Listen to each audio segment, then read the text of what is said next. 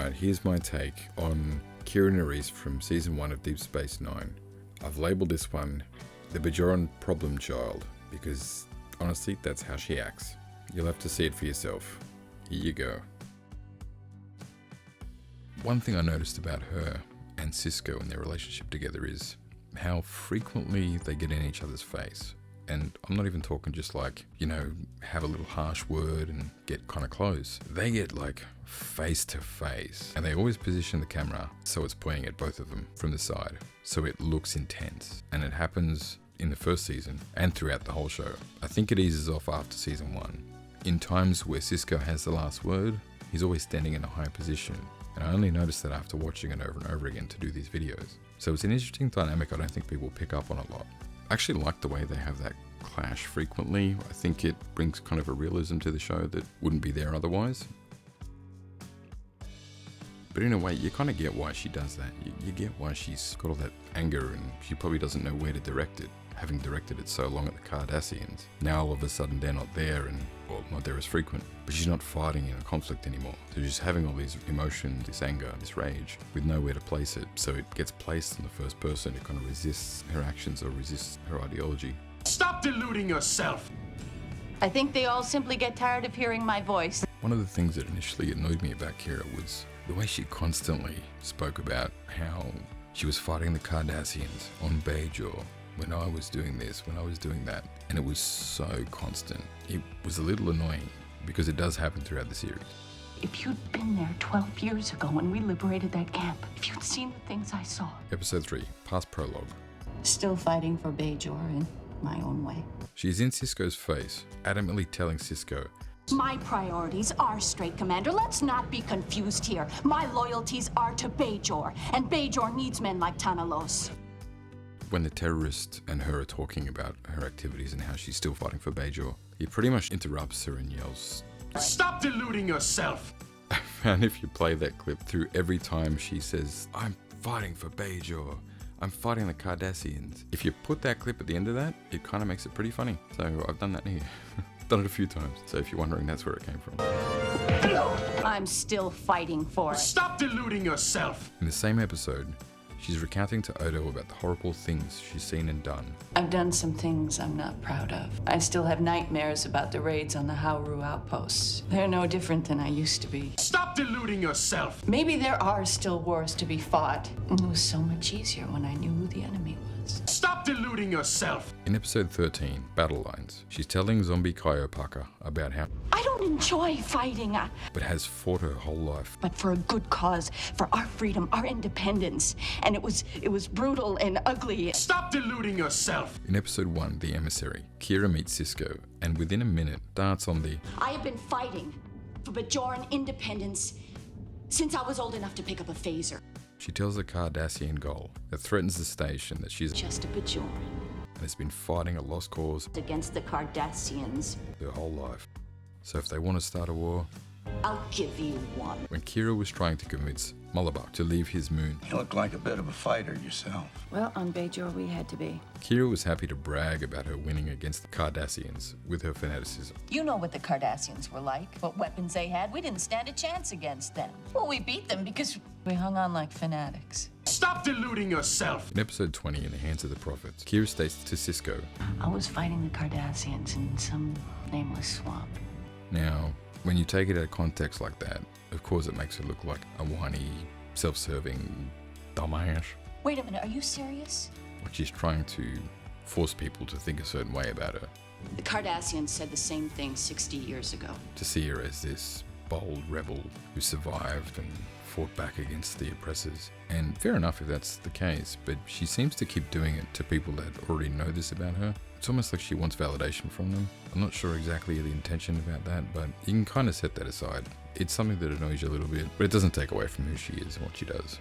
I know that none of us was really responsible for our actions, but Kira, who in the first episode is present on the station to greet Cisco once he begins his command position, You're being a fool! well then, don't ask my opinion next time. she doesn't really do a lot to make Cisco feel welcome on the station. The way she just confronts him the second he walks into his office was downright disrespectful. Yes. I'm Benjamin Sisko. Well, I thought I'd say hello first. Hello. But I can understand her position. She's had enough interference from people. Is something bothering you, Major? Then the Federation just jump in and say, hey, we're here to help, when they weren't there to help before. I don't believe the Federation has any business being here. So it's understandable she's got an attitude. Which is probably why they sent me to this godforsaken place. He just kind of threw it off, didn't take it on. I think he knew what he was walking into. I have been fighting for Bajoran independence since I was old enough to pick up a phaser. He probably got a heads up about it before he entered the station. I think O'Brien tried to warn him about Bajoran women. Sir, have you ever served with any Bajoran women? No, why? I was just wondering. Which is kind of funny. We have a hopeless cause here.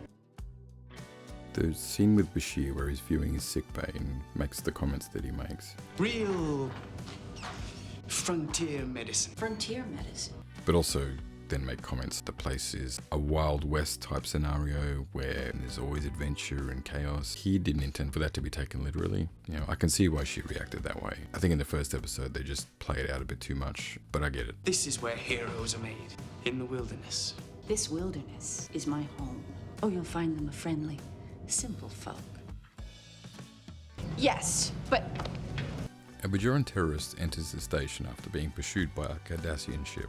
The Cardassians request him to be extradited, but the terrorist requests asylum. Kira knows this person and is aware he's a Konmar terrorist. She defends him, and even though she claims loyalty to Bajor, let's not be confused here. My loyalties are to Bajor, and Bajor needs men like Tanalos. she risks losing her place on the station by going over Commander Sisko's head to his admiral. I don't want the Federation here. Thank you for bringing this to my attention, Major. Sisko and Kira confront each other numerous times throughout this episode, and she continues to push the matter with him. She thanks Sisko for his help later on, and he tells her, be sure to mention it next time you chat with Admiral Rollman. Sir. Go over my head again, and I'll have yours on a platter. You get the impression she's a brilliant tactician and can handle herself in hand-to-hand combat. She was on the runabout with that Bajoran terrorist, and then she runs at him, and he just palms her in the face like it was nothing, and she just drops. You would expect a bit more from someone who's this rebel tactician, militant, guerrilla fighter, and all that kind of stuff, but you just didn't see it in that moment. She just gets palmed. Like, okay, fair enough, he was probably just as good a fighter as she was, but one shot, boom. They've been captured, they're standing in the cave. She's obviously injured, her left arm is a bit messed up from the crash and the attack, and the guard just wrenches her arm a little bit, The galaxy. Major. and she just drops to the ground. I couldn't tell if this was bunging it on a bit, I'd like my medical case. or getting the guard to let go of her so she could have a chat with Bashir one-to-one, or it was genuinely a painful thing, but later on she's just back to normal. Yeah, I just found that a bit dramatic. She has no problem criticizing people on the planet about their lack of security and preparedness for battle. If you must fight your war, the least you can do is learn to fight it more effectively. Sisko starts to tell her off, Major, this is not... and she gets in his face and gets even louder. That's enough, Major. We're trapped on this moon with only his forces between us and damnation. Now, when the Knoll attack again, I said that's enough! we have to be ready. This is a repeated thing throughout the series, but it's just another occasion in which she does it. They're content to die. In the episode's Dramatis Persona, I've got them. Kira repeatedly states that the ship transporting goods to the Cardassians shouldn't be allowed to do so. I've got an armed team ready to board their vessel. Confiscate the material and send them back where they came from. I'd like an explanation. Sisko makes it clear that his orders of allowing them to conduct business be maintained. Kira can't help but try to do what she thinks is better for everyone instead of following her orders. You're not going to do anything about this. She fights the power at every turn and tries to force others on the station to ally with her. But in this episode, the crew are overtaken by entities that cause them to turn on each other. So technically it's not her, but it fits with the theme of her character. No, sir. Her face in another scene in the same episode is hilarious. She enters Odo's office and is waiting for him to return so they can chat about the planned mutiny. It's not nice to keep a friend waiting. She leans back in the chair trying to look seductive, When have I ever had to stand on ceremony with you, Odo? but instead it looks like she's having a shoulder cramp. Just had a bit of a problem with it. Kind of creepy. I need your help. While there are times I can find Kira's character cringy, and even unrelentingly arrogant, she redeems herself with her passion and drive. She has a fiery temper and doesn't back down from a challenge, which is an admirable quality to have. Sure, I find her expressions hammy or overdramatic, but it doesn't take me out of the experience during these moments. In a weird way, it helps to add a sense of comic relief to her character, and perhaps that was intentional. If her character wasn't comical, you would only be able to take her one way, which would make her character completely disingenuous, and no one would be able to relate to that at all. Thankfully, her role is written well, and it fits with the narrative of the show, solidifying her place in the team. As with the other DS9 characters, I'll be doing a review for her character for each season of the show. Hope you enjoyed this review, and thanks for watching. You're being a fool. Well then, don't ask my opinion next time. I think they all simply get tired of hearing my voice.